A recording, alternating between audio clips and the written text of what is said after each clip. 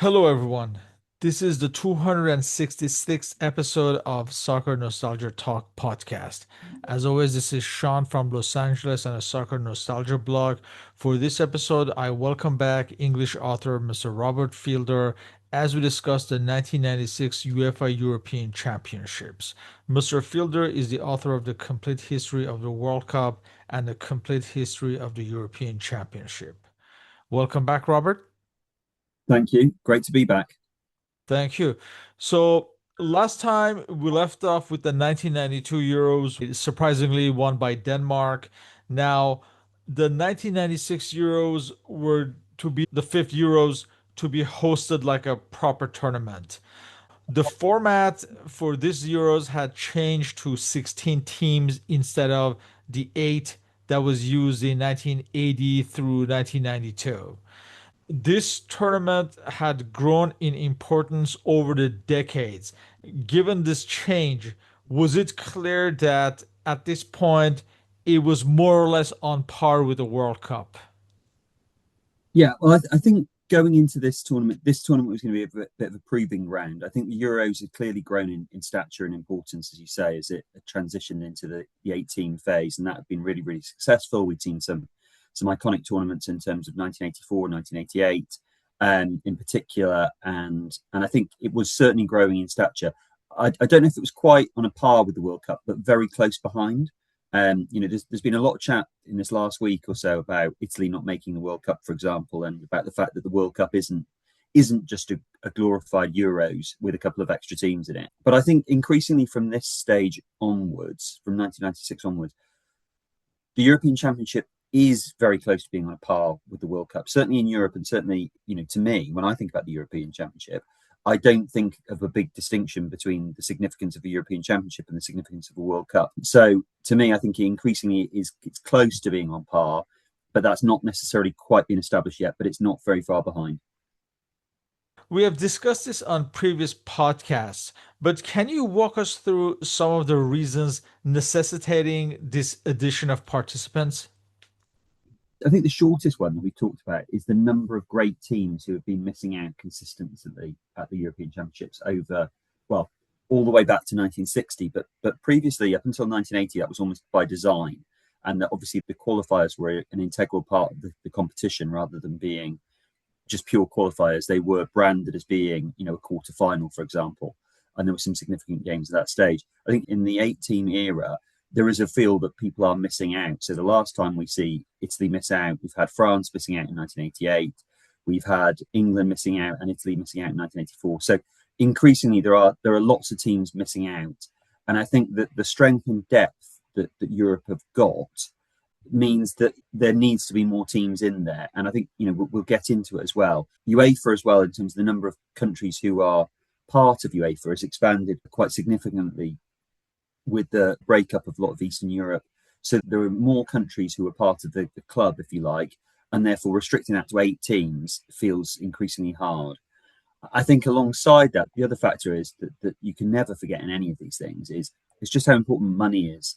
The bigger the tournament, the more matches there are to be sold the TV rights for, the more merchandising opportunity there is, the power structure which is in place, it enhances UEFA's power.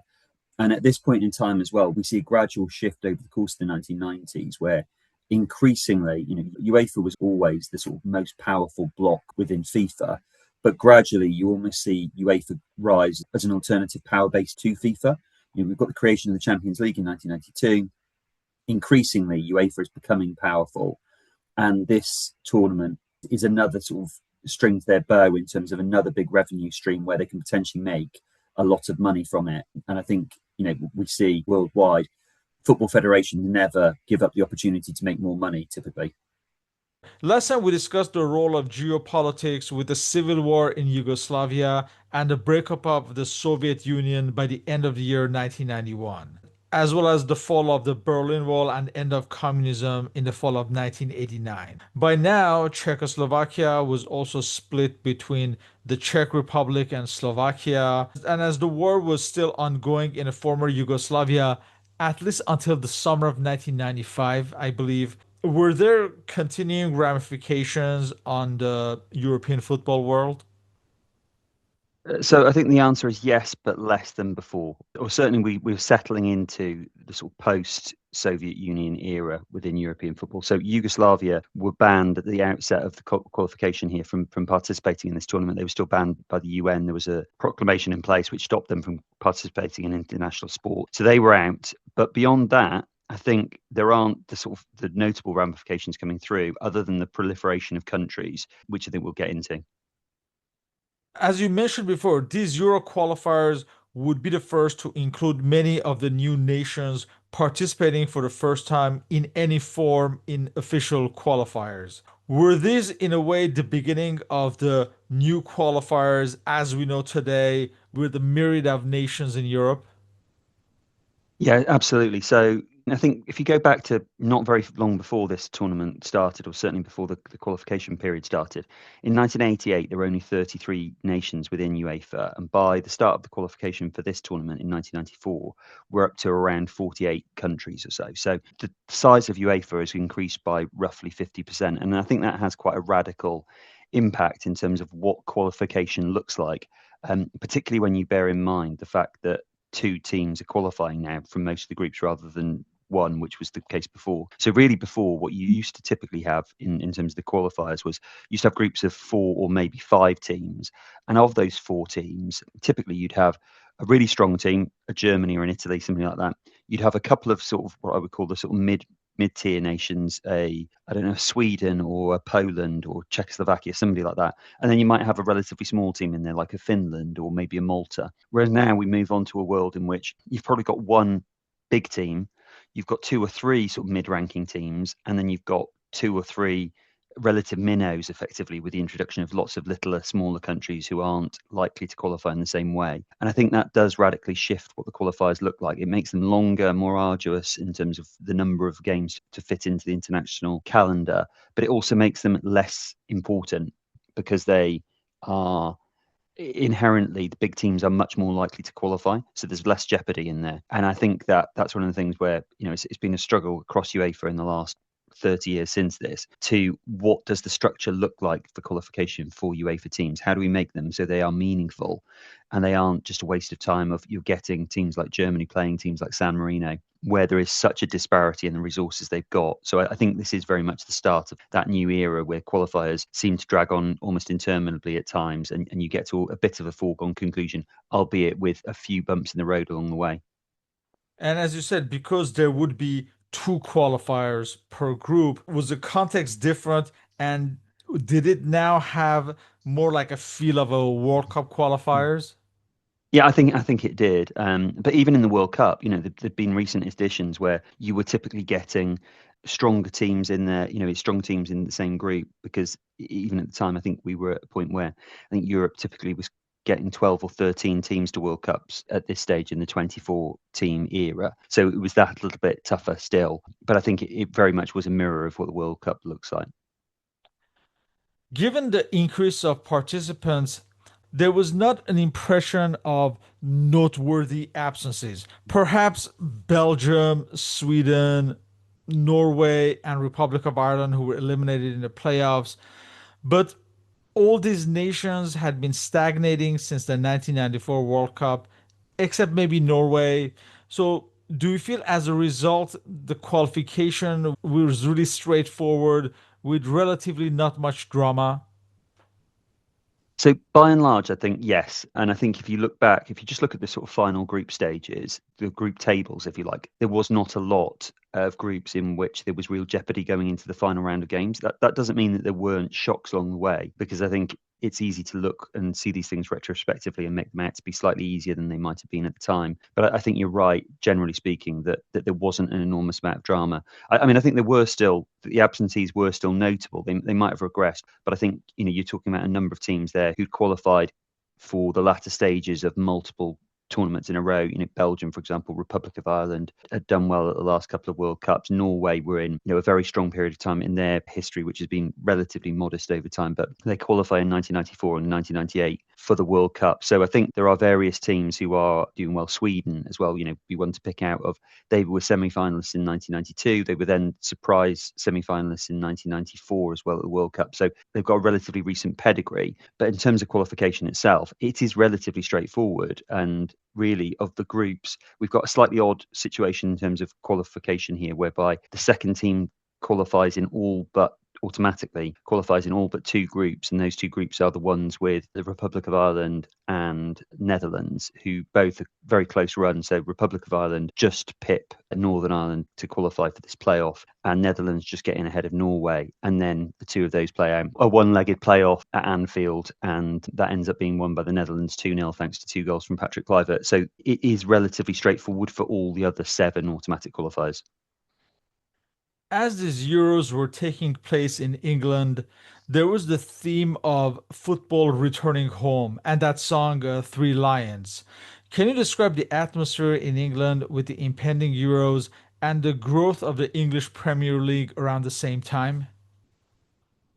Yes, I think this is a really, really interesting period of time in British history. So there's a massive excitement before the tournament of what this tournament could be and where it could be. And I think as well within football, English football's in a really interesting point at this time because they've done really well. Obviously, it's set against the backdrop of the hooliganism of the 1980s and the ban of British teams or English teams from Europe in between 1985 and 1990/1991. And I think therefore English football is a little bit uncertain still. It's done really well at Italia 90, getting to the semi-finals, then done poorly at Euro 92, failed to qualify for the World Cup in 1994. So there's a real sort of uncertainty there about how good is English football. England have not played any competitive games for 2 years, really 3 years, because they hadn't qualified for the World Cup.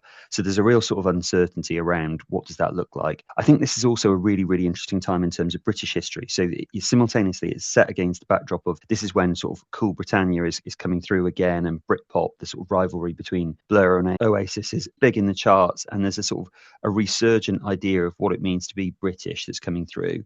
But it's also then set against the fact that we're right at the end of the Conservatives being in power since 1979.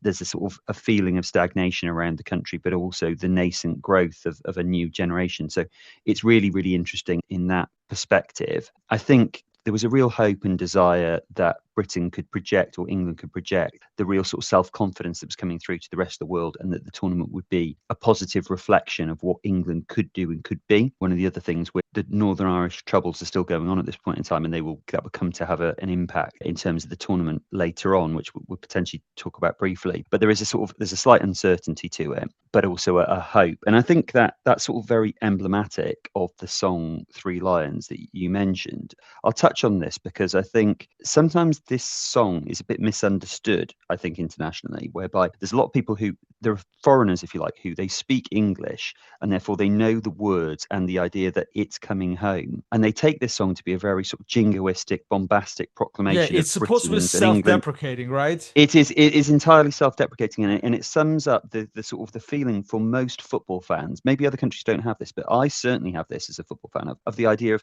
basically football is a series of big disappointments, but you keep that hope inside your heart that things might be different this time.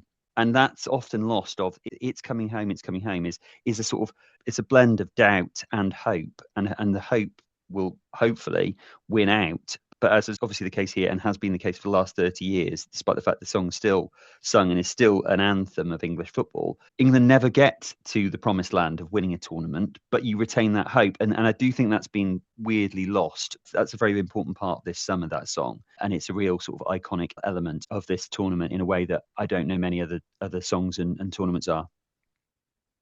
Let's briefly describe all the qualifying nations in their respective groups, starting with Group A. The hosts, England, are under Terry Venables, appointed in 1994 following Graham Taylor's resigning after he failed to qualify to the World Cup. He was programmed to step down after the finals due to some ongoing legal issues. The team was led up front by Alan Shearer, who, let's remember, he had trouble scoring goals for the national team ahead of the finals. The talismanic, now blonde Paul Gascoigne was back after long term injury issues. Pre tournament There had been the whole dentist chair controversy at Hong Kong and the indiscipline on the flight back. Gus Hiddink's Dutch squad had qualified via the playoffs at the expense of Republic of Ireland.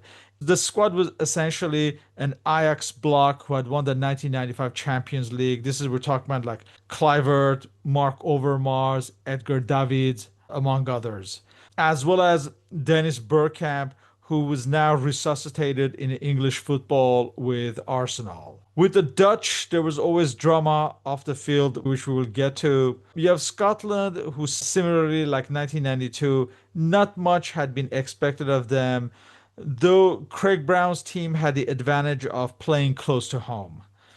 The Swiss had been riding the wave of the 1994 World Cup qualification, and after this Euros qualification, the English manager Roy Hodgson had surprisingly stepped down and accepted Inter's offer and joined the Serie A. And now the team would be led by the Portuguese Artur Jorge for these finals. Yeah, I think this was in a really interesting group. I'll say this about every group because I think this is a tournament in which the groups are incredibly well balanced, generally speaking. And every group, I think, looking back, had something about it which was really interesting in its own way. I think this was a special tournament in that regard. So in this group, you've really got a kind of quite clear divide between England and the Netherlands, who are seen as the favourites to progress. And they're two of the tournament favourites, the two of them as well. England, despite not having played for a period of time, home advantage is considered to be a significant factor. England had obviously won the World Cup in 1966, the last time that they hosted a tournament. So there was a blend of sort of cautious optimism about them, the fact that they hadn't necessarily done all that well in the friendlies. And as you say, there'd been a lot of drama just in the build-up to the tournament. So the tabloid media was very much on England's back going into this tournament. They were on the back of Paul Gascoigne in particular, but a number of players who had had a lot of off-field drama. Somebody like Tony Adams, the captain, had had a lot of off-field drama previously. So there was a real sort of scepticism about them. And there's also there's a mindset in England of often it's either cheerleading for the national team in terms of, yes, we can do it, or it's really getting onto their back and sort of eviscerating them. And I think they were in a sort of very delicately balanced mood here of whether they went with the team or went against them. I think England, in terms of personnel, they had a lot of very good players. The real spine of a team from David Seaman, Tony Adams, Paul Ince, and Paul Gascoigne in central midfield.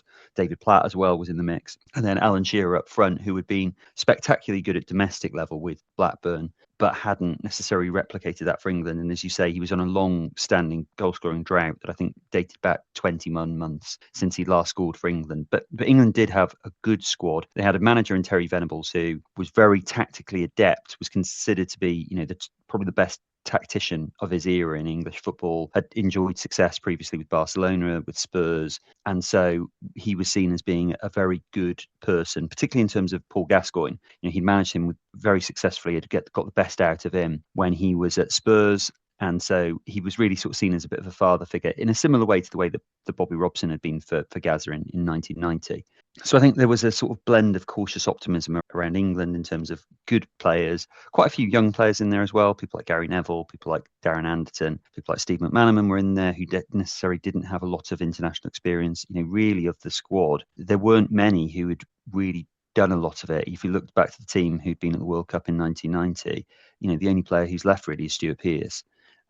So there's not a lot of continuity in terms of the people who've done it on the big stage before, but there's that blend of cautious optimism. I think if you look at the Dutch, again, they're in a slightly interesting position of having come through the qualifier against Republic of Ireland. They became the favourites basically overnight once they'd qualified initially, and then that kind of ebbed off slightly. And we'll talk about other teams who were more fancy going right into the tournament, but they were right among the favourites. They had, as you say, Ajax had been a superb team, had won the Champions League in 95. They got to the final in 1996. They played some brilliant football under Louis van Gaal, and they had a great cohort of new players, but they were still dealing with the fact that they'd lost. The last time out, we were talking about the Dutch team of Marco van Basten, Ruud Gullit, Frank Rijkaard, Ronald Koeman, and they've all gone.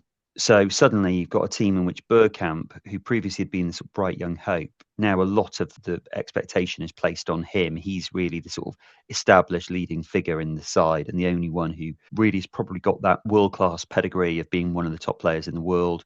There's a lot of other good young players, but players like Patrick Kluivert, Edgar Davids, and Clarence Seedorf are very young still at this point in time, and they'll all go on to have, certainly Seedorf and Davids, have very decorated and stellar careers. But it feels like we're in a transitionary period at this point, and I don't know if necessarily they had as strong a squad as people might have thought just from the outside. It's easy to see and look, oh, it's the Netherlands, they are strong, and think they'll do really well. And I'm not sure if they necessarily had quite such a strong group of players as they had previously. And in terms of the other two, I think relatively speaking, as I say, and I'll keep saying, this is a very, very balanced tournament. This is a tournament without really any minnows in it. But having said that, Scotland and Switzerland are two of the least pedigreed teams on paper. They're two of the three worst teams in the tournament, along with Turkey. I think if you look at the sort of rankings of the time, both of them have got decent players. Switzerland has qualified for the 1994 World Cup. Swiss football's been in doldrums for a period of time. They come back, and I think there's a lot of question marks around Stefan Chapuisat and his knee injury. He's coming back from that. He is very much the sort of leading light of this generation, done very well. So he's a sort of figure that they can base around. Sforza as well is another top player. They've got a number of good players, but I think they're less fancied. And similarly, Scotland, I think they've got good players, whether that be McCoist or McAllister or John Collins. Colin Hendry's had a lot of success with Blackburn. They've got a top-class goalkeeper in Andy Gorham. But I think that relatively speaking, England and the Netherlands are expected to dominate in this group. In Group B, France, having been eliminated from the 1994 World Cup in the qualifiers under such dramatic circumstances, were now managed by Aimé Jacquet. The 1998 World Cup hosts were now led by the Zidane and Djorkaeff tandem. Eric Cantona and David Ginola, despite their brilliance in the English Premier League, were on the outs, while Jean-Pierre Papin was out of the picture due to many injuries and age. It must be said that Zidane had been involved in a car accident just ahead of the finals, and this would affect his performances. They had qualified from a group with Romania, who also ended up being in the same group with them in the finals. This was the Romania led by George Hagi and including many of the stalwarts from the 1990s like George Popescu and Dan Petrescu, among others. Hristo Stoichkov's Bulgaria were riding the wave of the 1994 World Cup, and this was their best generation for some time. As added bonus, they would now have Luboslav Penev, nephew of the manager Dimitar Penev, who recently passed away, and Lubo Penev had missed the 1994 World Cup. Javier Clemente's Spain were relatively at the same level as they were in 1994. There were some familiar faces like Guardiola, and still a match for everyone on their day. So this was the most balanced of all the teams. It's really hard to distinguish.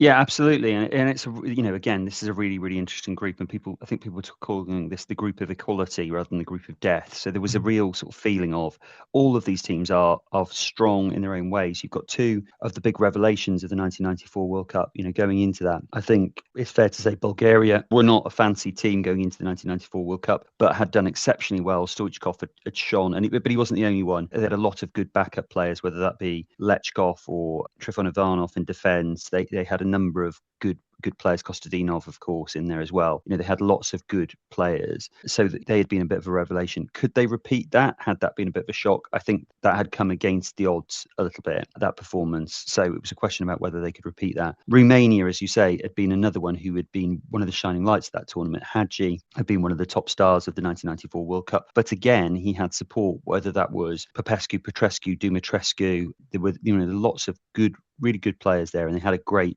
relatively speaking, this is a real high point in Romanian football. And then you've got two of the giants of European football in terms of the sort of big countries who probably hadn't done as well as they might do, given the success that some of their, certainly for Spain have not at this point in time enjoyed the success that their club sides had. And France, despite being one of the biggest countries in Europe, have always had, or certainly until this point, had a sort of mixed history. They've had a couple of good generations in terms of the generation of the 50s and the generation of the 80s, but they've kind of fallen back at this point and not qualified for 2 World Cups in a row. So again, what to expect from them? They came with a new generation, a lot of hype about certain players.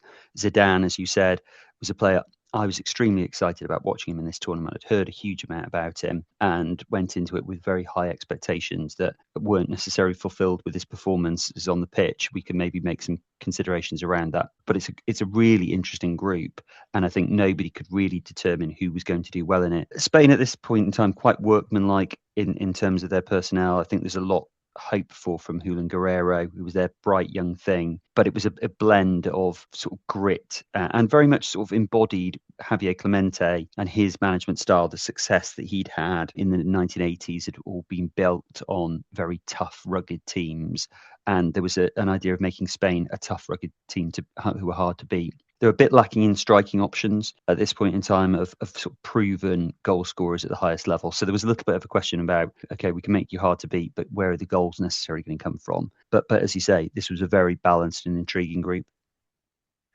In Group C, on paper, it should have been between Germany and Italy, but the Czech Republic would be the surprise of these Euros. So Bertie Vogts was still unpopular as Germany manager. The team were without Lothar Matthäus, who suffered a serious injury and then later was frozen out by Jürgen Klinsmann. Well, at least according to Lothar Matthäus. The new libero was Matthias Sammer, who had successfully transitioned to the position, much like Matthäus himself. There were still many veterans such as Klinsmann, Reuter, Köhler, Miller, among others. The much criticized Arrigo Sacchi of Italy had finished second in a group with Croatia. Roberto Baggio was out of favor, as was Gianluca Vialli for personal reasons. Much was expected on the young hope Alessandro Del Piero of Juventus, while the Milan senators such as Maldini, Costacurta, Albertini, and Donadoni were still around. The Czech Republic had surprisingly won a group containing the Dutch and Norway, with Pavel Nedved and Karel Poborský as their new stars. Not much was expected of Oleg Romantsev's Russia, who had controversially sidelined Oleg Salenko upon taking over. Yeah, I mean, I think as you say, this was a group in which it was really expected that Italy and Germany would progress, and they were on paper. I think they were, along with the Netherlands, they were two of the 3 top favourites, according to the bookmakers, going into the finals.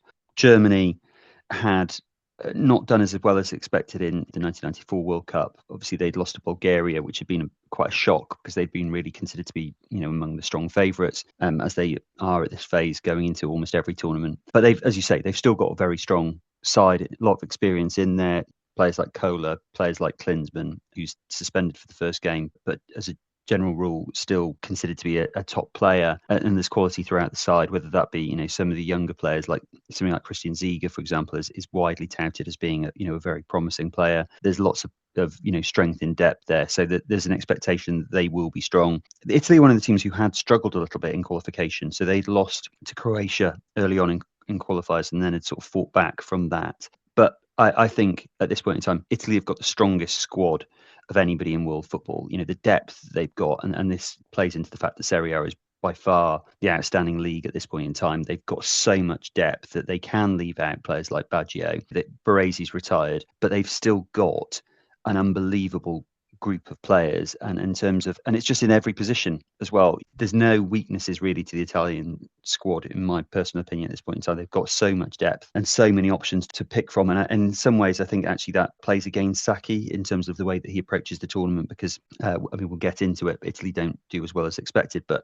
I do wonder if part of it is he's got a sort of embarrassment of riches and doesn't quite know what his strongest team is or how he includes all the players in the right way. Russia, I was going back through, you're right, I mean, I didn't think Russia were particularly well fancied at the time, although I was reading through a guide from the Independent in England a couple of days ago, and they tipped them to be the eventual champions, which came as a surprise to me, because I agree on paper they didn't look particularly good at this point in time, hadn't done well at the 1994 World Cup. I had a few players like Viktor Nopko, Nikiforov, and players like that who were interesting. We're moving into a phase now where you have people like, Valery Karpin and Mostovoy and players like that who are increasingly technical players in there. And Simbalar is a dangerous striker, but they're not a team who are well fancied. And the Czechs, I think, again, not much is expected of them. There's a blend of some of the older figures in there, some new ones coming in, players like Pavel Nedved, players like Patrick Berger, Karol Poborski, who not so much was known of at the time and would go on, all three of them, to have very decorated careers. But there's not really a big expectation around them. I think the expectation is Germany and Italy will lock up the top two spots in this group, and the others will be also rounds. In Group D, the defending champions Denmark are still led by Richard Moller Nielsen, and the team includes both Laudrup brothers, with Michael having buried the hatchet with Moller Nielsen in 1993. The team still included the likes of Peter Schmeichel in goal, but there's no Fleming Paulsen, who prematurely retired due to injury. This was the first finals of Portugal's golden generation of Figo, Rui Costa, Fernando Couto, among others. Croatia had won a group with Italy. Miroslav Blazevic's team was led by the familiar names like Zvonimir Boban, Davor Šuker, Alan Boksic, and Robert Prosinecki, among others. Not much was expected of first-time qualifiers Turkey, managed by Fatih Terim. The only player of note was Hakan Şükür, who had joined Torino in the Serie A that season. Yeah, I think of all the groups, and I think they were very well balanced. You've got, as you say, you've got the defending champions in here. This is a group where there is a limited pedigree in recent international football, with the exception of Denmark, who have obviously done very well at those last finals. I think there's not that much expected, generally speaking, from the teams here. I think Turkey probably are the weakest team in the tournament on paper. Very little was really known about them. They haven't got that tournament experience, but there is an increasing understanding that Turkey have got some good players, and this goes on to be the core of a relatively golden generation for them. Obviously, they get to the semi-finals of the 2002 World Cup with this, generally speaking, with this sort of cohort of players. Hakan Şükür was very widely touted as being a top player, doesn't necessarily do it when he goes abroad, but there are a number of players, whether it be people like Alpay or Tugay, who English viewers will be sort of familiar with from their spells in the Premier League. So there's a feeling that they're better. As you say, I think Denmark are generally a little bit past it.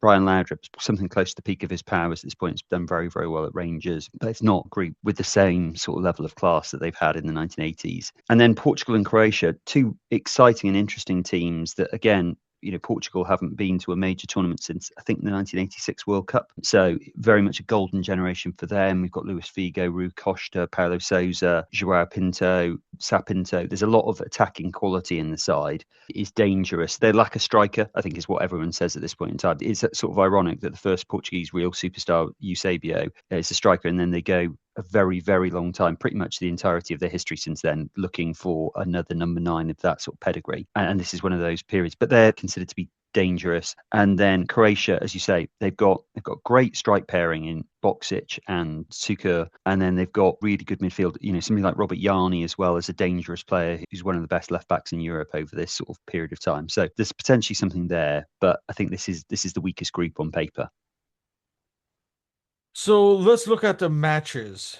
In Group A, with England, Scotland, Switzerland, and the Dutch. In the first match, Alan Shearer, in the tournament opener, in fact, Alan Shearer finally scores, but the match ends in a tie, while the Dutch and Scotland also end in a scoreless tie.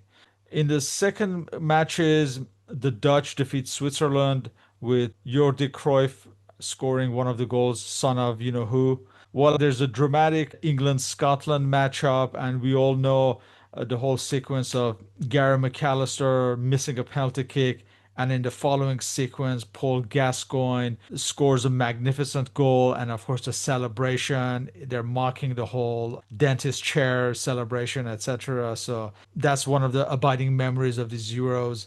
So England are picking up confidence, and going into the third match, you have Scotland defeating Switzerland, but really both teams were out by this point. But England played perhaps their best match of this tournament and defeat the Dutch, which was their bogey team for a number of years ahead of this, 4-1, with Shearer and Sheringham each scoring a double. Yeah, if I seem to remember, it was Kluivert's consolation goal that eliminated Scotland, if I'm not mistaken.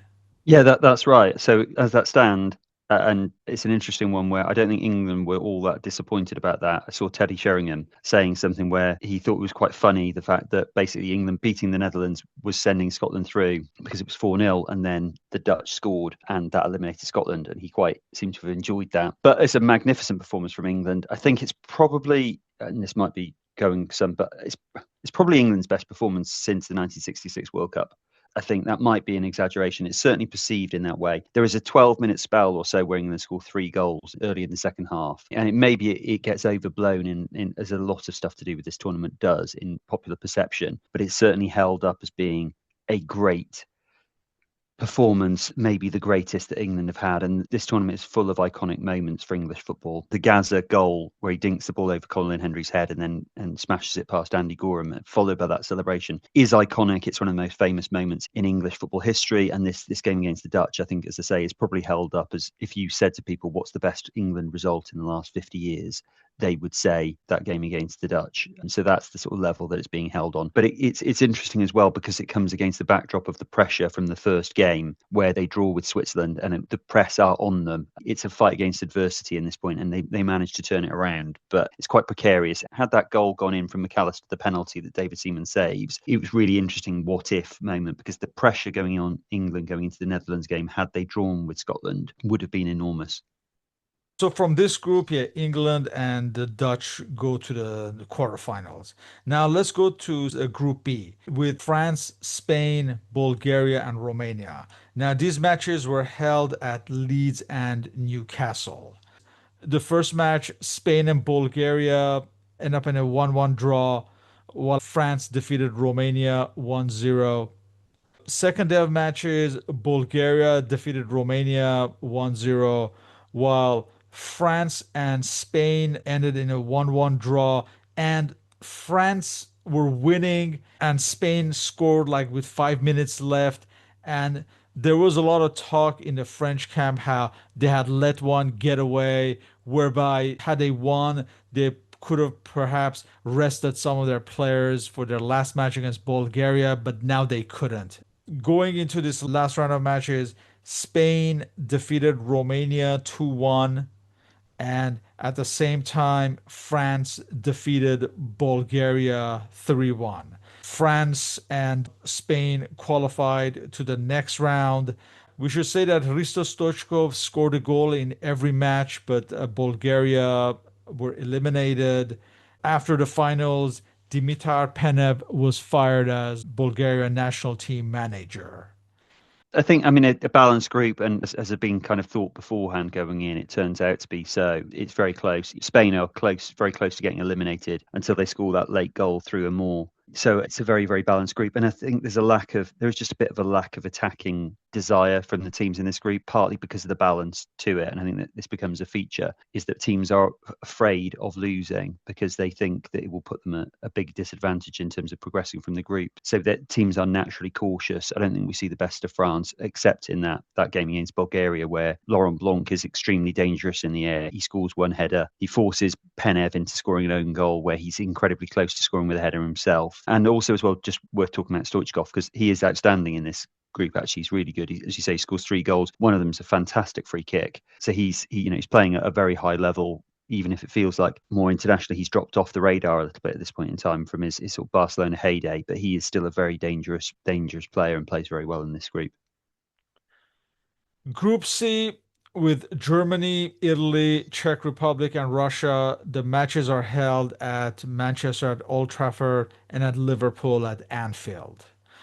So the first match in the group, which also would turn out to be the final of this tournament, was between Germany and Czech Republic, and the Germans win 2-0. However, Jurgen Köhler is injured in this match and is ruled out for the rest of the tournament. As far as Italy, they defeat Russia 2-1 with Pierluigi Casiraghi scoring both goals and having a great match. And at this point, everything is going according to the script with Germany and Italy winning their matches.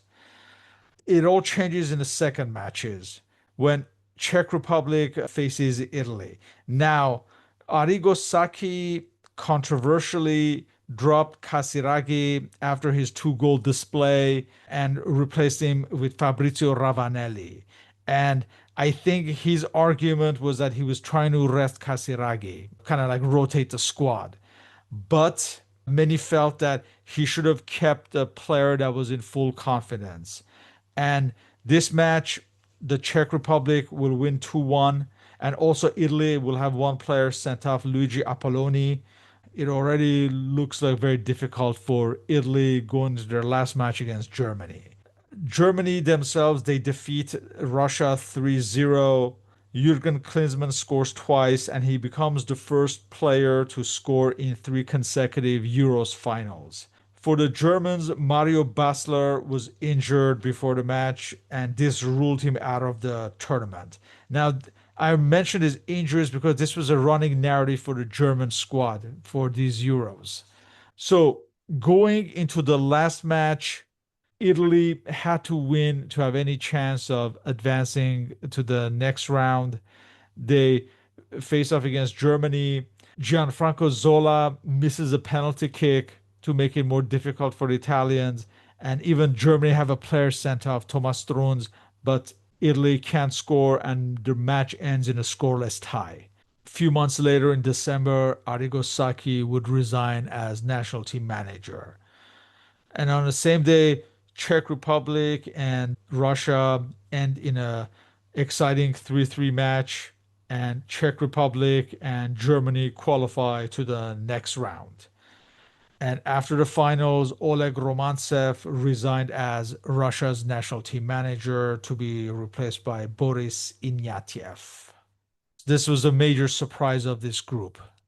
Absolutely. I think the elimination of Italy, and that was kind of the point that I was alluding to a little bit earlier in terms of the almost the embarrassment of riches that Sacchi has got at his disposal. That decision to rotate players in that second game, it's easy to say after the event, because if Italy win that game, it's very easy to say, oh, that was absolute genius from Sacchi. He's made the right call at the right time, and they're fresh, Right. and they can either rest players against Germany, or they can play a full strength team, or they can do what they want to. In reality as well, it's not like, were Ravanelli and Casiraghi materially different quality of players? Probably not. In my opinion, no. They're broadly speaking the same sort of caliber type player. And Italy did have an incredible squad here based around all the different strong teams of Italy. So, we've got a core of Milan players who Sacchi had managed himself. There's a number of players who were in there from Parma. There are, a number of players in there from Juventus. There's people who are being drawn from all these great teams who are reaching. Both Milan and Juventus have both reached Champions League final in the last 2 years. They both won it in the last 3 years. Parma have been doing really well on the international stage as well. Everyone's doing well in Italy at this point in time. So they've got the players there. It's really difficult to know which of those 11, which 11 do you squeeze in. I think, as you say, the miss is important. They're also caught out slightly, Italy, by the fact that the other game, there's an irony here that arguably the best game of the tournament, in terms of the only one which really has that great pendulum swinging, which is, in my opinion, what really marks out great games, particularly at tournaments, is that Czech Republic-Russia game that nobody is watching, because everyone's watching Germany-Italy, which is billed as the sort of best game of the group stage, which ends up being sort of entirely lifeless. But there's a point in that game where Russia are winning, and that is sending Italy through, and therefore Italy don't think they need to actually go for it anymore. So I think they slightly take their foot off the gas, and then Smicha scores for the Czech Republic, and suddenly now Italy need to get a goal with just 5 minutes to go or so, and that sort of slightly derails them as well. That's probably being slightly charitable, because I always have a soft spot for Italy in any tournament. But yeah, it feels like a shame that they go out. As you say, one of the big stories here is the casualties that the Germans are picking up. Early loss of Kohler. They've had Klinsmann injured previously. Basler goes out. It feels like they're dropping like flies. And even with the sort of expanded squad size that you're enabled to have in the tournament, there's a feel that they are short on players, and that could be costly as the tournament progresses. And eventually they'll have to include one extra player due to emergency reasons, Jens Todt. So going to Group D with Portugal, Denmark, Croatia, and Turkey. The matches are held at Sheffield, at Hillsborough, and at Nottingham. So The first match is between Portugal and Denmark that ends in a 1-1 draw. Now, incidentally, Denmark's players had wanted to wear blue and white, the colors of Sheffield Wednesday, in homage to the 1989 Hillsborough victims, but they were denied to do this. Then in the next match, Croatia defeated Turkey 1-0 with Goran Vlahovic scoring near the end in the 86 minutes. Alpay of Turkey, who would later play for Aston Villa, I believe, he earned praise for not fouling Goran Vlahovic, who was on his way to score the winning goal. And I don't remember. I think he may have received a fair play award or something like that. I don't exactly recall. But yeah, I do remember that he was praised because he could have, I guess, stopped him and maybe Yeah, get sent off, but he chose not to do it. Going into the second matches, Portugal defeated Turkey 1-0, while Croatia defeated Denmark 3-0. And there's that memorable Davor Šuker. Davor Šuker scored two goals in this match, and the one before the end, just before the end, is the memorable one where from an angle he lobbed over Peter Schmeichel, who sportingly applauded him after this. Going into the last match in this group, Croatia had already qualified, so maybe they take their foot off the pedal. In this last match, they lose to Portugal 3-0, who qualify with them, while as consolation, Denmark defeated Turkey 3-0 with Brian Laudrup scoring twice. But yeah, the Danes and Turkey were both eliminated, and Richard Moller Nielsen's era as Denmark manager ended, and after the finals, he was replaced by the Swedish manager Bo Johansson. as I said before, it's the weakest group. It's probably, maybe it's a bit unfair, but it feels like the least interesting group of the tournament, and a strange pattern of the game, how the games go, of very limited goals early on, and then we get this succession of sort of 3-goal victories for various teams, which I think is, again, sort of underlines a lot of the sort of parity that there was between them. Turkey do stand out as being weaker, less experienced than the other teams, but all of the other three, there's not a huge amount between Denmark, Croatia and Portugal, and some interesting stuff in there. I think Portugal do play some good football. Croatia play some good football. That Schuker goal that he scores over Schmeichel, that's fantastic. That's one of the really sort of abiding memories for me of this tournament. And Schmeichel did have, he's sort of run up the pitch and then has to run back. He has got a slight habit, maybe I'm being unfair to him, of getting caught out with lobs. You know, this sort of period of time, he's far off the line when Philippe Albert lobs him for Newcastle with Manchester United as well. And it's that sort of proactive approach that he takes. He dominates his box, but it's really inch perfect, Schuker, the way he lifts it over him. So that's a great goal. But yeah, Portugal and Croatia deserve to go through here, I think. We come to the quarterfinals. First, we have England against Spain at Wembley. It's a match that ends in a scoreless tie. During the regulation time, actually, Spain scored a goal which was disallowed, and it goes to penalty kicks. And what's memorable about the penalty kick shootout is that it's the redemption for Stuart Pearce, who, let's remember, he had missed one of the penalty kicks in the 1990 World Cup semifinals against West Germany. So he scores his attempt here, and his celebration is, of course, iconic. So England qualified to the semifinals, but it must be said Spain would have been worthy winners as well.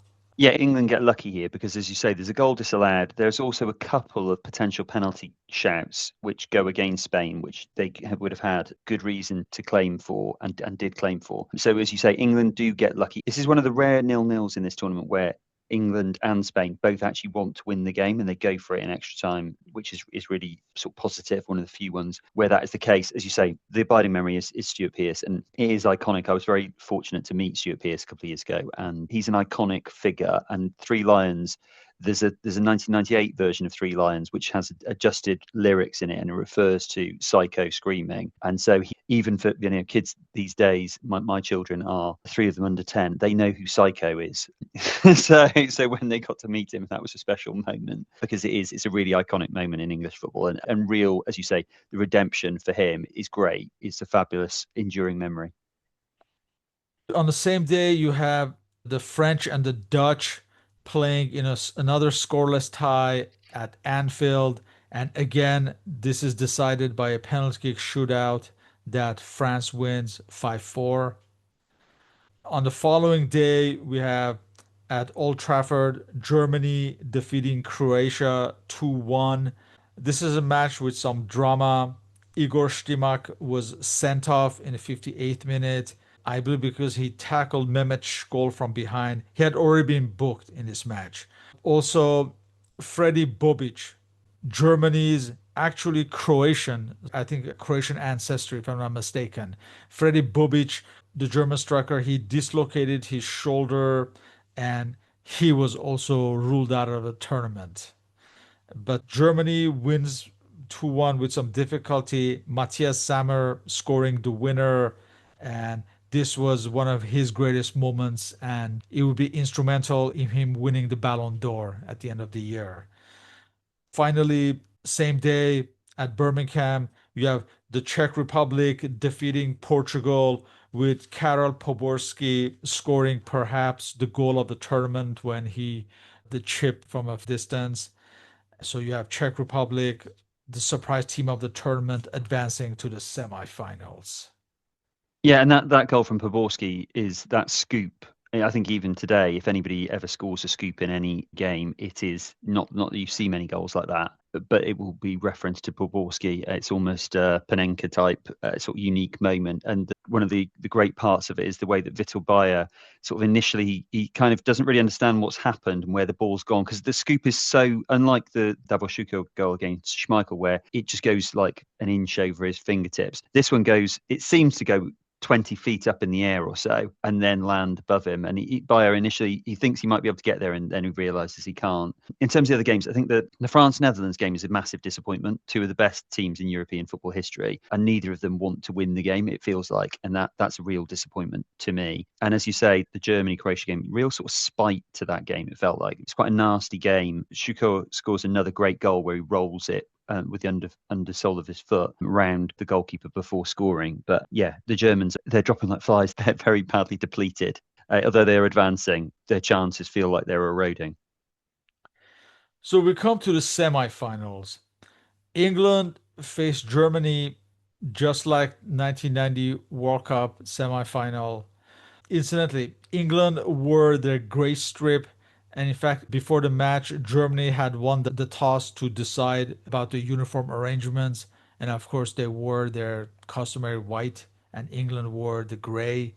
Although that gray one has become a classic now. Yeah, that's absolutely iconic. Even though England I think England might have only worn that top 3 times I saw maybe in the week. But that is, you'll see a lot of when the World Cup or European Championships come around, there will be a lot of people out in that with a Gascoigne or a Shearer on the back of it.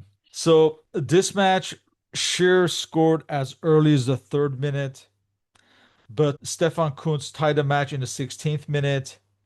During the match, Kuntz scored another goal, which was disallowed because I think he had pushed. And there's that iconic Paul Gascoigne miss where his feet just did not reach that cross. And that's also really referenced a lot. But the match ended as a 1-1 tie, just like the 1990 semifinal. And just like that one, it goes to a penalty kick shootout. And just like that one, Germany wins. Of course, it's the unfortunate Gareth Southgate who misses the last kick for England that kind of hangs over his head, perhaps, for much of his playing career. And there's also when Andy Müller scored the decisive penalty kick. He has this gesture where he puffs his chest out. I'm not sure that was it taunting the English crowd? I'm not sure what that was about, but that's also an iconic photograph of Andy Müller. But Germany won again to confirm Gary Lineker's prophecy of tournaments. Yeah, and this is another sort of iconic game in English football history, as you say, that there's those different moments. The Gascoigne one, whereas he stretches and everyone thinks he's going to get there. And, people say every time you watch it, you think he's still going to get there. And particularly because we're in a golden goal environment here, that would have been decisive in terms of getting England over the line. Darren Anderton also, he hits the post with there's a cross from Steve McManaman, and he just can't, the ball's slightly behind him and he just can't hook it in, and it hits the post and bounces back into Kupka's hands. So, another iconic game, sort of desperately close for England. And yeah, personally looking back, that's one of the games where it's a what if, and you can't help but think, had England won that, they'd have had a great chance to win a tournament.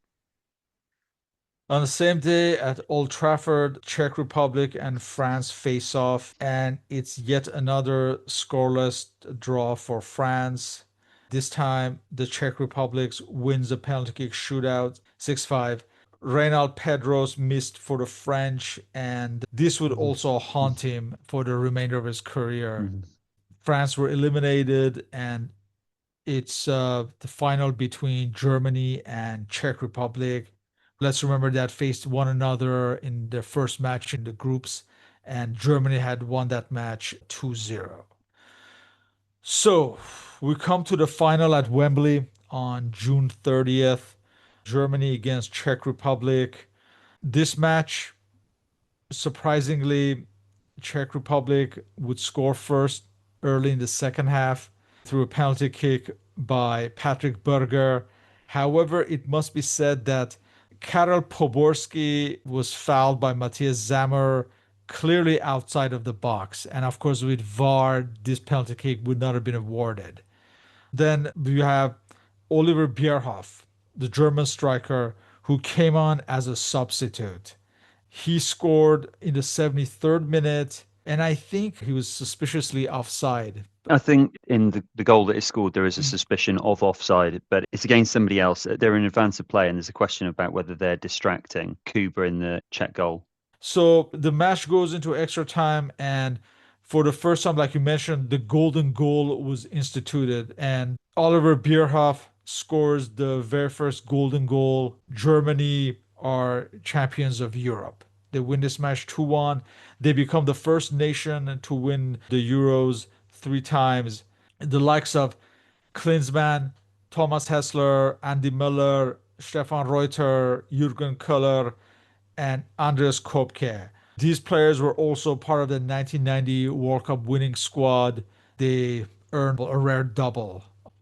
Yeah. I mean, I think the final it's a slightly disappointing game, and maybe that's just because England have been eliminated. I don't know, but it feels like the Czechs have sort of scraped over the line against France. They'd had a lot of players injured. A number of those players are now back for the final. I think it's a disappointing game, as you say. The penalty that's given is outside the box. There's a sort of a suspicion that neither of these teams are really quite at their best by this point. It feels like the longer tournament, it's a 6-game schedule as opposed to a 5-game schedule previously. It's taken its toll on them, and the players that are left are not at their best. They're tired after a long month, and I think that it's a great goal from Bierhoff, who probably isn't very well known at this point in time, goes on to establish himself really as one of the leading strikers in Europe with Udinese and then Milan over the course of the second half of the 1990s.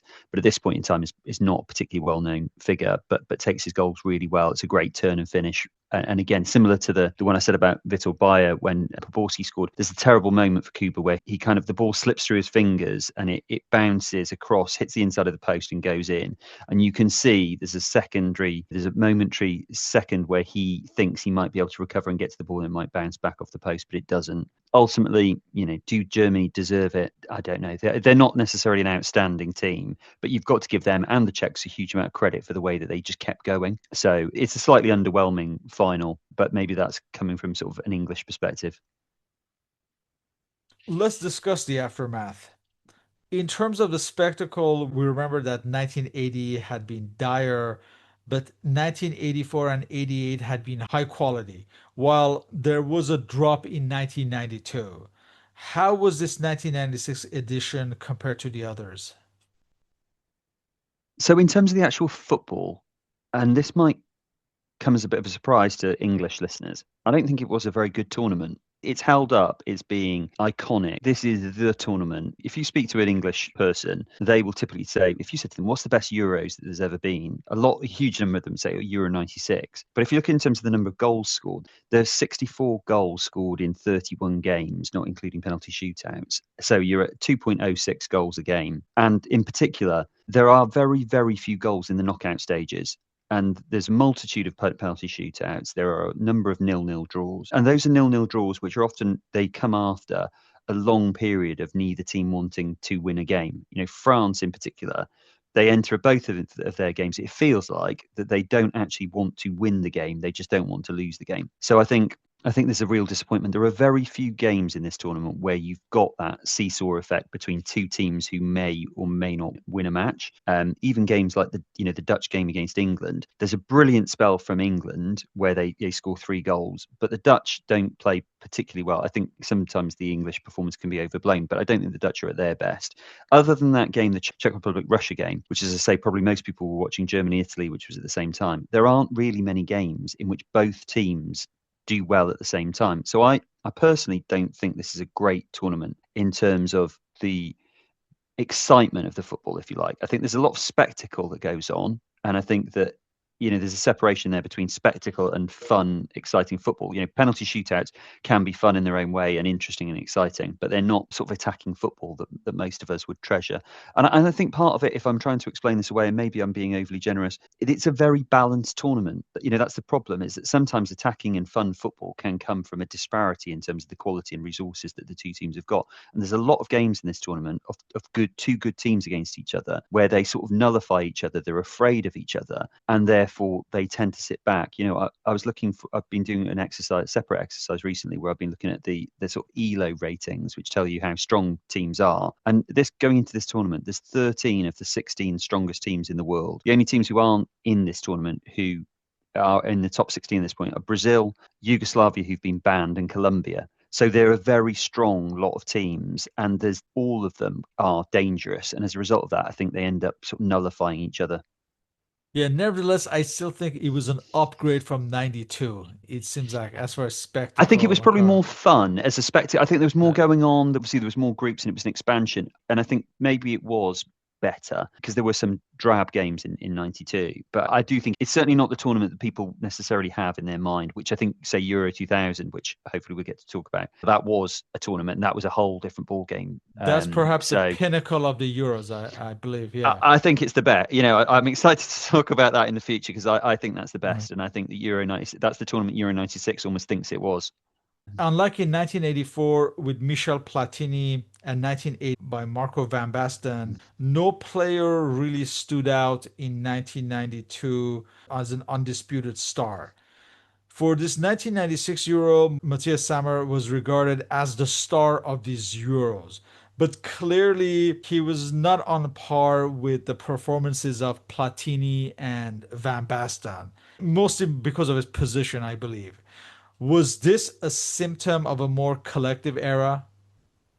Yeah, I think it is. It's certainly a part of that. I think generally speaking, the teams, as I was saying, they're harder to break down. They're more collectivist. If you watch the games from 1984, for example, the amount of space which is afforded to players in the midfield is radically different to 1996. It is much harder to play through teams, and there are certain components of that. So I think it is a more collectivist era. I think Sammer was very good. I'm not sure he was quite sort of Ballon d'Or level in this tournament, but he was very good. Shearer was excellent, came into the tournament with a lot of doubts around him and ended up scoring 5 goals. Gascoigne played well. Rui Costa was really good for Portugal. Stoichkov we talked about. Suker was good. But the one who maybe sums up the sort of collectivist piece and doesn't necessarily get the credit, Dieter Eilts from Germany was Yes, he earned outstanding. a lot of praise. He was really good. And then as well, a lot of very good defenders. Laurent Blanc, Marcel Desailly from France. France's record in this tournament was very impressive defensively. It's a shame they didn't score some goals to go with it. But they were good. And, Tony Adams was very good for England. There's a lot of good players, but I think it certainly wasn't a tournament where you came away thinking there was real sort of outstanding attacking flair from too many people. As far as France, you have Lilian Thuram and Vicente Lizarazu, who established themselves in defense, displacing veterans like Jocelyn Angloma and Eric Dimeco. And of course, this duo would be part of the 1998 and 2000 Euros winning squad. Of course, Shearer finally started scoring, became the top scorer of this tournament. And of course, Gaza held his own. Davor Shukar, you mentioned. This is really the beginning. This generation of Croatia, of course, would be the surprise of the 1998 World Cup, with virtually the same squad. And let's also remind ourselves that from the following season, the Bosman effect, and many of the Czech players would take advantage of that. You have Pavel Nedved joining Lazio, Patrick Berger joined Liverpool, Poborski joined Manchester United. So these Euros were beneficial to Czech Republic and their players. As far as Germany, you mentioned Dieter Eltz, who was praised for his tireless work for Germany.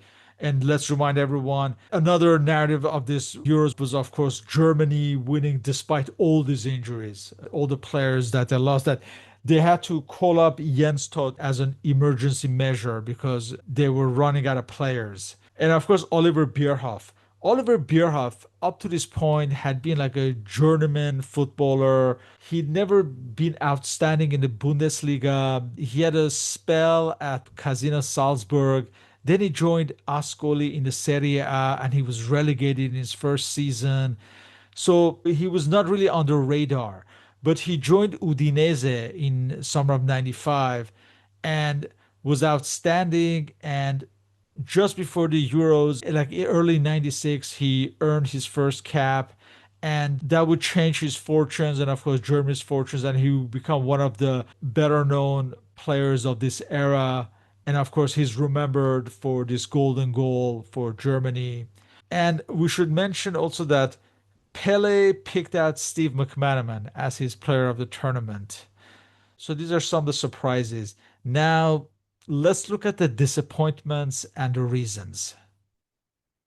I think there are sort of three obvious disappointments, probably. And the first one are Italy, in that they come into this tournament as being the favourites and they don't get out the group stage. I think that's slightly unfair on them. And again, maybe I'm being overly kind to Italy because I like Italy. They're one of my, along with the Netherlands, they're my second. Those two are the two countries who, if they're in a tournament, I always I support them. If England aren't going to do well, I like Italy, and I think they're a bit unfortunate here. They start with a win, then they make those changes, and they get a bit unlucky, and then they could have, if Zola scores that penalty against Germany, potentially they're through. We've seen in the past, haven't we? How many times have we seen Italy start slowly in the group stage and then build from there and do well? That's a typical trope of Italian football, whether that be 1982 World Cup or the 1994 World Cup, for example.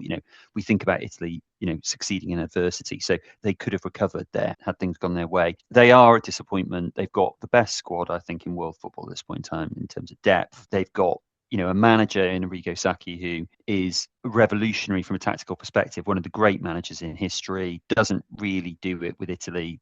But they've got the resources there, and you have to think they could have done better. A personal one for me, where I'm more willing to sort of point the blame, is France, who I think are so devoid of any ambition and invention in the knockout stages that it's a real sort of dereliction of duty, in my opinion. They played the Czech Republic in the semi-finals, and the Czech Republic are, again, their threadbare squad. They're missing so many players, and France should be going for the jugular, and they should take them out, and they don't. They allow it to go to penalties and they lose. And that to me is a real failing on their part. And obviously, as you sort of allude to, they go on to, over the next two tournaments, they win the next two tournaments, and they are heralded quite rightly as being one of the great teams in international history, that France team of 98 and 2000. But they miss a trick here because they could have done more. They've got a really exciting period, as I said at the start. I was so excited looking to see Zidane in this tournament, and he does not deliver. He's not a very impressive player in these finals. Maybe that was just against really high expectations. Maybe I'm being unfair on him, but I was expecting more from Zidane, I think, and I was expecting more from France. I think they could have done more. They've got a fabulous defence. They've got a huge amount of great midfielders. I was a big admirer of Karambeu at this point in time. I loved Yuri Djurkaev as well. I thought he was a great player. And I don't think they really capitalised on it. And I think, somebody like Patrice Loco, who they had as an attacker, Christophe Dugarry, I thought Loco was a very good player, quick, ran in behind, with the right service and setup. I think if France had been a bit more ambitious, the tournament was really almost there for the taking for them, with England being eliminated and Germany suffering so many injuries. And then the other one that I would say was a disappointment was, and this is being a little bit harsh, the Netherlands. I don't think they really did particularly well. They start slowly against Scotland. They get thumped by England and are salvaged by that one goal. And then again, they play out a bit of a bore draw with France in the quarterfinals. again, it's a tournament where they have some trouble in the camp. I think Edgar Davids is sent home Yes. during this, which again I remember vividly. I had a fantasy football team, and I'd picked Edgar Davids in that, and I was very disappointed when he got sent home because that sort of scuppered my chances of doing well in fantasy football. But he was another player of huge ability and potential, and I think the Netherlands they didn't really get going in this tournament. As far as Italy as a whole, they disappointed. And like you said, Arrigo Sacchi, despite all his successes as AC Milan manager, never really was able to have the same impact as Italy national team manager, despite reaching the 1994 final. Denmark were disappointing as defending champions. As far as Zidane, he was disappointing. At this point, he had signed for Juventus, and Gianni Agnelli, L'Avvocato, the Juventus owner, he had made a remark after watching Zidane play that questioning whether they had made a mistake or not. However, we have to go back to beginning of this podcast when I mentioned he had had a car accident just before the finals. So that definitely affected his form. So who knows how he would have performed without that trauma of the accident. As far as France, also, you have the likes of some of the old guard like Angloma, Dimeco, who are being displaced, but the new young guard, even going into the 1998 World Cup that they won, they had problem in the striker department. They had an excellent midfield and excellent defense, but up front they did not have a consistent goal scorer. And that would only change when the likes of Thierry Henry and David Trezeguet who would come into the scene. As far as England, I seem to remember David Platt, who had such a stellar career. I think around this time he's showing signs of age, and I don't think he started the semi-final either, if I'm not mistaken. Yeah, that's right. Paul Ince was back for it. So I think he starts the quarterfinal. Paul Ince is suspended for the quarterfinal, and he starts that which is quite an interesting balance of having Platt and Gascoigne as your two central midfielders. Anybody would do that these days. But no, you're right. He's back in England, isn't he? After his period in Italy, he's not quite the player that he previously was. Yeah, and I think he would not be capped after this. What were the novelties of this tournament, and how were these regarded at the time? And I think the big one is the golden goal. That's the big component. And I think that, unfortunately, that I don't like it, and I'm pleased that they got rid of it because I think it inspired a lot of negativity. I think one of the reasons why people like penalties, I think, or why footballers sometimes play for penalties, is it feels like an easy way out. They're cautious. They've got a sort of low risk mentality. They'd rather lose on penalties because it's seen as being not such a failure. And therefore, I think the golden goal here, I mean, it's ironic because obviously the tournament's won in that fashion, but it inspired teams to be more cautious in extra time than otherwise they might have done. The early years of the World Cup, and maybe I'm projecting here, but there used to be goals in extra time as a sort of relatively routine matter. People got tired. You think about the Italy-West Germany game from 1970, and they're so tired that goals are just going in left, right, and centre in extra time. Whereas by this point in time, teams are a bit better conditioned. They're not playing in such heat, and they generally are more negative in extra time than otherwise. I think the two exceptions to that are the England-Spain and the England-Germany game, where in both of those games, teams are going for it. But I think that is a negative introduction and a bit of a novelty that ultimately gets dispensed with, because I think it incentivizes people to be more defensive and to hold on for penalties rather than thinking, oh, if we just score a goal we can win it all here. Teams think if we slip for 1 second we've lost the game, and therefore they tend to bunker down and be less progressive than they might otherwise be. We have to remember that this is the first Euros with 3 substitutes. Let's remember that in 1995 the 3 substitute rule was established, and of course just the fact that there are more teams in the tournament, that's a novelty in itself. And what's funny about that, though, just to pick up on one thing, is that Terry Venables doesn't make any substitutes against Germany, which is Yeah. crazy. Oh, that's right. He Right. doesn't make Yeah. a single substitute.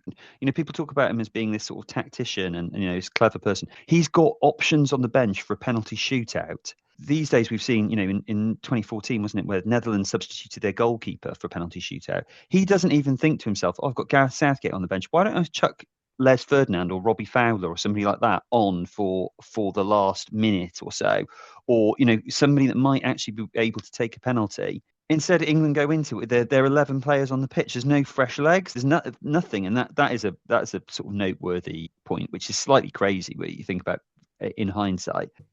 In terms of quality and tactics, how would you compare this edition to previous ones? I think it's a very interesting tournament from a tactical perspective. One of the first ones where you've got lots of teams doing different things. You've got a lot of teams who are playing, and of the sort of the teams who get quite deep into the tournament, Germany are using a sort of 5-3-2, 3-5-2 with a sweeper. The Czechs are often using a 3-6-1. They've got Poborski just off the striker. England vary. Sometimes they use a 4-4-2. Sometimes they use a 3-5-2. Just thinking about previous comment, Platt was in alongside Ince and Gascoigne in the semi-final, but other times they use Gary Neville and have playing a 4-4-2, so that there's tactical variety from England. Terry Venables, as I said, sort of famed for his sort of relative tactical sophistication. France used a sort of the Christmas tree, which was associated with Terry Venables, of that sort of 4-3-2-1 quite a bit. Both Spain and Portugal use some sort of variant of a 4-5-1. So that actually there's a lot of tactical innovation here, I think, and a lot of variety in a way that you didn't necessarily see before or particularly since. So I think it is quite interesting in that tournament that people are thinking things through and thinking about how they can match up against their opposition. I think the one thing which is a shame is that, again, often it's used as a defensive piece. There's a lot of teams who are using these things as quite a defensive way. The Czechs sort of 3-6-1 is a very defensive approach, and I think that's a bit of a shame. Albeit, if you've got less resources, maybe you have to do that sort of thing at the time. At the end of this tournament, was it becoming self-evident that having more teams had been successful and this would be a fixture of the tournament from now on? Yeah, absolutely. I don't think there's any danger at this point that they're going to go back to 8 teams. I think it's been well organised, it's been well run. The football's been of a good standard. They've seen good teams qualify. I think UEFA are very much thinking ahead and thinking this is a fixture now. It's going to be 16 teams from now on at least. And I asked this last time, but in terms of television coverage, were there any developments or Mhm. still? I mean, I think the big one was the fact that there was just wall-to-wall coverage, and I think increasingly football is becoming mainstream. In the 80s there were tournaments, 84, where on English TV at least it wasn't televised.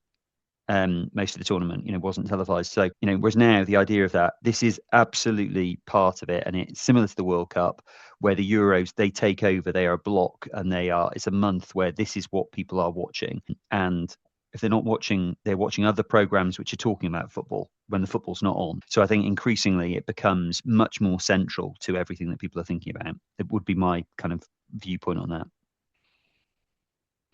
In closing, how are these Euros regarded historically compared to subsequent ones? Was this the bridge to what it is today, this large, expanded, overbloated tournament? Yeah, I mean, I think it probably is. I think, going back to what I've said a little bit before, I think this tournament, certainly in England, is mythologized as being the great tournament. And if you said to most English people of a sort of certain age, what was the best tournament in history, the two answers you'd probably get would either be Euro 96 or it would be Italia 90, which another tournament where England made the semi-finals. Neither of which sort of popularly is seen as being great tournaments in terms of the football that's played, but they are, I think, seen as being great tournaments in terms of the spectacle which is an offer, and that might be the multiple penalty shootouts. Obviously, it's England's success. I think those things all come together to make this a sort of a quite special one. There are a number of iconic events at these tournaments that you've referenced. I think it's seen as being a great tournament, and I think as well, we talked about before, 16 teams is perfect. In many ways, it's perfect on a sort of organizational perspective. It means that sort of moderate-sized countries can host this Definitely, tournament. that was a right balance, 16 teams. Yeah, it works from a logistical perspective of going 24. Anything where it's not going up in increments of doubling in size, make things harder to move teams through. So that works in a way that 24 teams doesn't.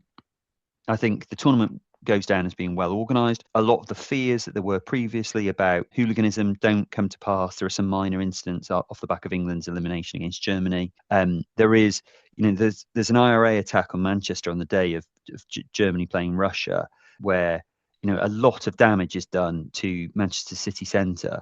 But even then, and the game's being held at Old Trafford, the game goes ahead. So there's no disruption to the tournament. So it's seen as being, from a logistical perspective, very successful. And I think this is very much seen as being the sort of the gateway to it. And I think from an English perspective, I think it does. It goes a long way in terms of establishing the tournament as being that sort of peer of the World Cup, a parallel of it. And I think it also has some profound impacts in terms of what English football looks like. So you were talking before about the dark days of the hooliganism of the 1980s, and moving on from that, whether that be the Heysel disaster, Bradford fire, Hillsborough. England after 1990 is looking ahead. We've got the creation of the Premier League. We've then got this. This is a big milestone in terms of rehabilitating English football to be a more mainstream thing. Some people in England would say that was a bad thing. They'd say that this was a little bit of where football lost its connection with the working classes, and they were being driven out of the game, and you got in, new types of supporters. But I think this went a long way in terms of establishing the success of the Premier League. It was a lot of investment in the stadiums.